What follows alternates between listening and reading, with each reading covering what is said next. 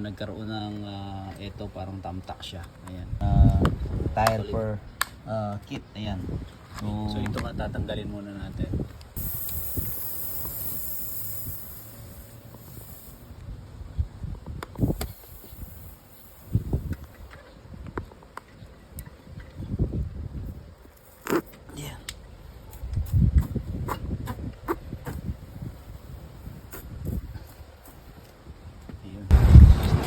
So hello, good morning mga idol. Ayan, ito nga meron nga tayong aayusin ditong gulong. Ayan, yung gulong ng ating sasakyan nagkaroon ng ito parang tamtak siya. Ayan.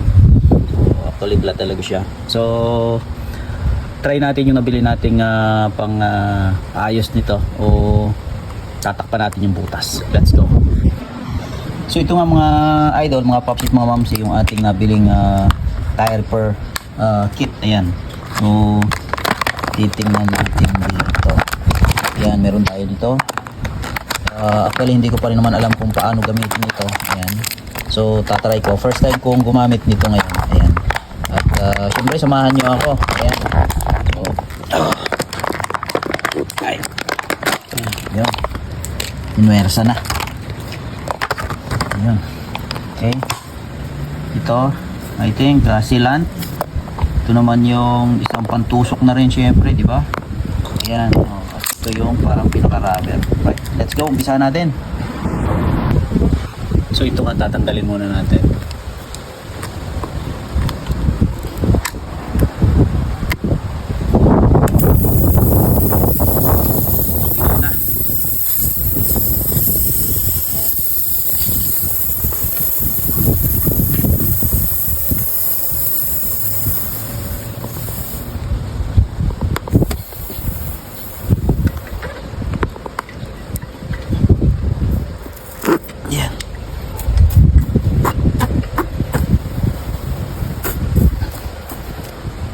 Binutas na natin ng tuluyan mga idol, di ba?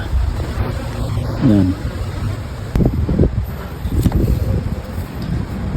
Yeah, meron tayo nito. Gagawin natin dito. At ito, yan. Kunin natin yung isa.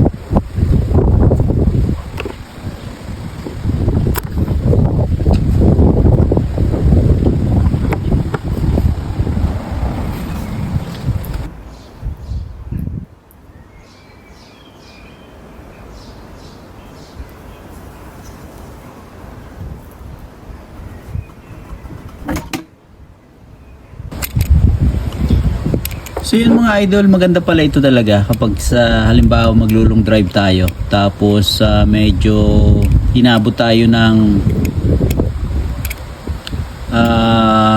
flat o nabutas yung gulong natin sa isang lugar na medyo may kalayuan sa syudad. So maganda to for emergency purposes talaga siya.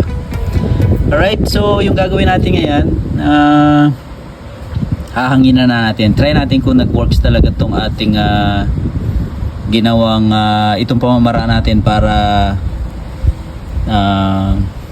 maayos natin itong gulong nitong ating sasakyan. Alright? Yun.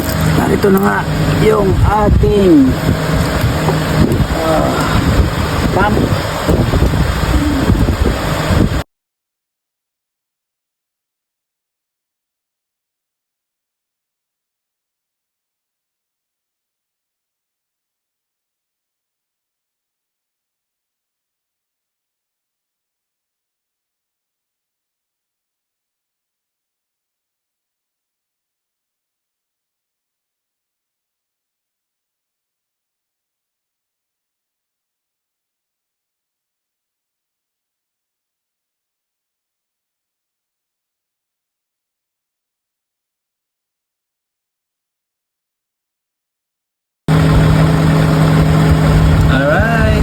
watching. Bye-bye!